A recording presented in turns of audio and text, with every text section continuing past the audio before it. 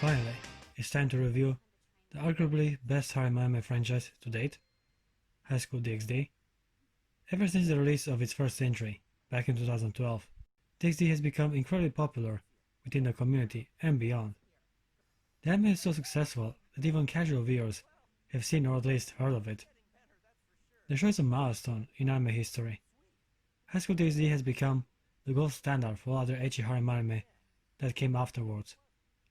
Many other titles try to copy its premise and structure to hopefully mimic its success, but none have come close to the popularity and positive reception Highschool DxD enjoyed.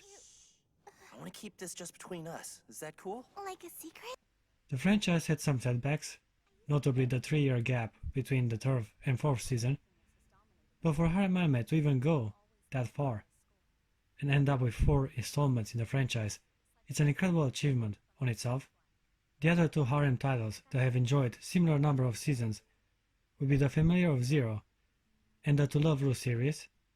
Now, Familiar of Zero is a skillfully well-crafted show, and To Love Ru might even be better than DxD in regard with fanservice and its characters. Love Ru is more of a slice of life show, while DxD has a tendency to focus more on the action. But I digress. Comparing these two would be a topic for another video. Man, was I glad when the 4th season of DxD, titled Hero, was released in 2018. There were some notable changes in regard with the art style and the dub voice actors. But overall the show was a worthy and thematic installment in the franchise. But I'm getting ahead of myself. Let's go back to the 1st season. As I previously mentioned, the anime was an instant success and every horny guy on the internet was just waiting for the opportunity to recommend it. I wasn't one of them, sadly, as back in those days all I used to watch concerning animations was Naruto and occasionally some disturbing tentacle hentai. Only in 2016 I started to get myself involved within the otaku community, and I know exactly what type of anime I had to watch. That was like super hot. After doing some extended research, I found out that DxD always had the #1 spot on every top harem anime list I checked. Needless to say, the show was an immediate priority on my watch list, and here we are a few years later, ready to finally give my extended opinion on the anime. First things first, Highschool DxD has an amazing opening theme and a thematic and fun ending song that very much captures the spirit of the show. Usually I skip those parts, but on rare occasions, like this, I see them as worthy additions that in the end enhance the viewing experience. I was really looking forward to both themes, which really added to the overall enjoyment of each and every episode. The art style isn't the best, and the animations are decent, but nothing impressive. Where the show shines is with its story and captivating characters, especially the protagonist. Issei Hyodo is arguably the best harem king in the industry. Ever since his introduction, he never failed to entertain me with its witty comebacks and generally positive attitude. I'll come pick you up in the morning. 5 sound good? No, that's nuts. I mean, that sounds fine. He stays true to himself, no matter the circumstances, and always keeps a perverted mind to achieve his goal of becoming a harem king. I'm gonna have a harem! I'm the king of the world! It's so refreshing to have a main character that enjoys and pays attention to the females around him. He even actively pursues them and tries to get on their good side. The one he's interested the most is his master, the red-haired double D teenage model from Northern Europe, Rias Gremory.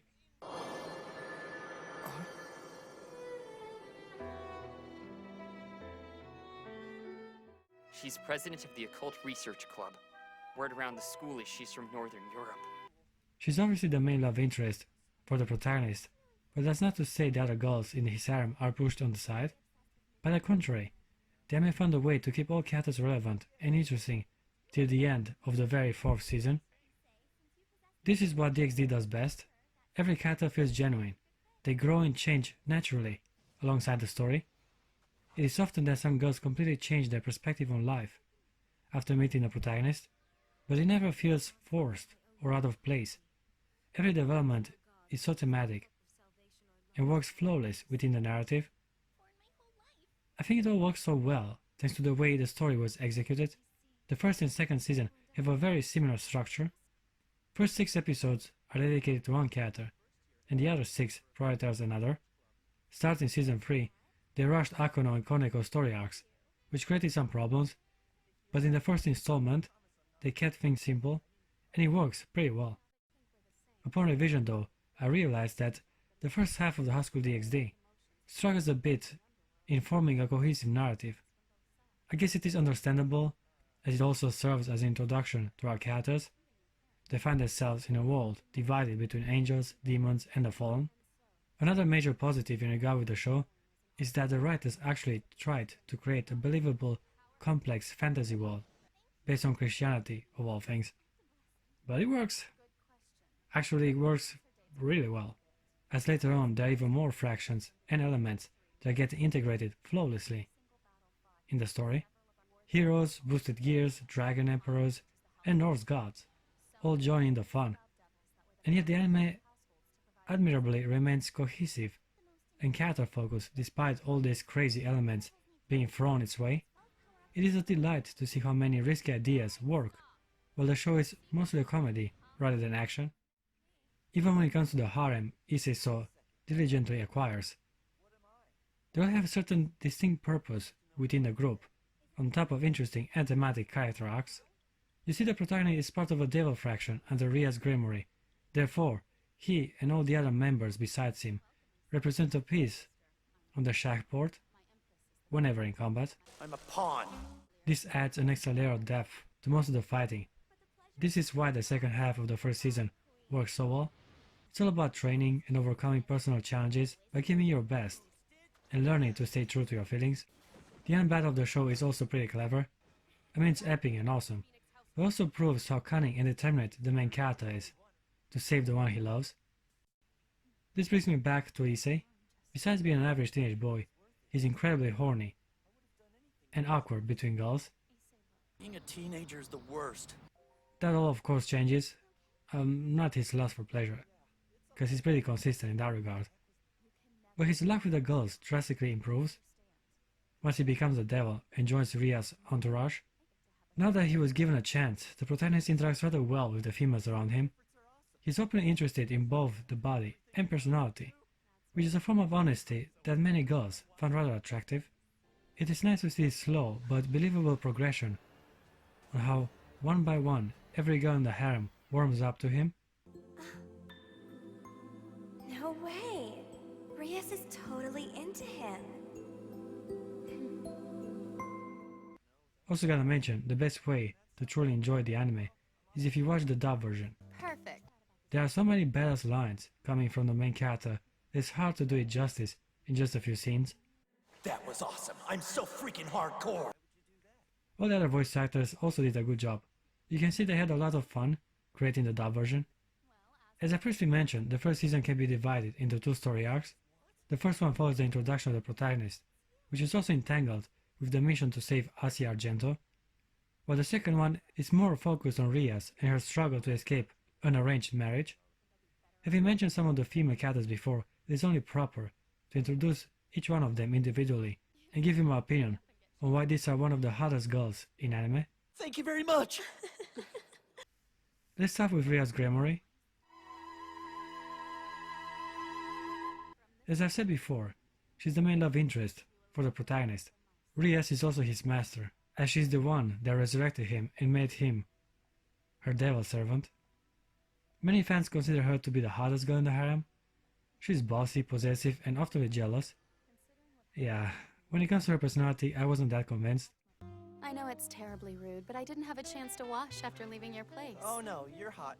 Fine. I mean, all good. Well, Next girl on the list is Issei Argento.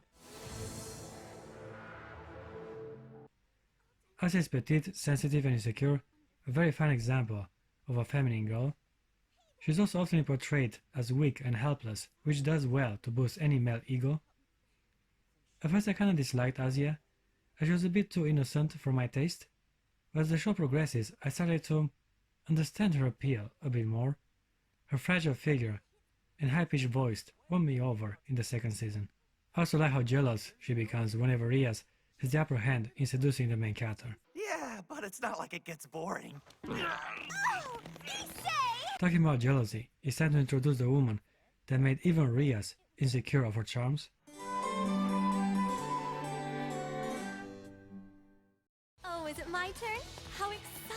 Akeno Himejima is obviously the hottest girl in the show. Not only is she incredibly attractive with a model figure, but unlike Rias, she actually has game. Akeno knows how to flirt. Above all, she also has a seductive voice, which fits well with her naughty personality. Already on it. Last girl in the harem, well, concerning the first season, is Koneko Tojo. She's a cat girl, which at first was a bit unclear, as we found out more about her origin in the third season. Anyway, Koneko was cold and unforgiving at first. She viewed Issei as a nuisance and a huge pervert. You're a pervert, but you're sweet. I guess Koneko has the most tsundere tendencies out of them all. What I really liked about Koneko is that Issei had to work extra hard to win her trust and make her fall for him. It only happens near the half of the third season, which makes her sleeping on his lap all the sweetest. I'm here and I found peace. Meow. Alright guys, that about covers it. I give the first season of Highschool DXD an 8.4 out of 10. What gives? It is a thematic and captivating first installment to an amazingly well crafted and engaging franchise.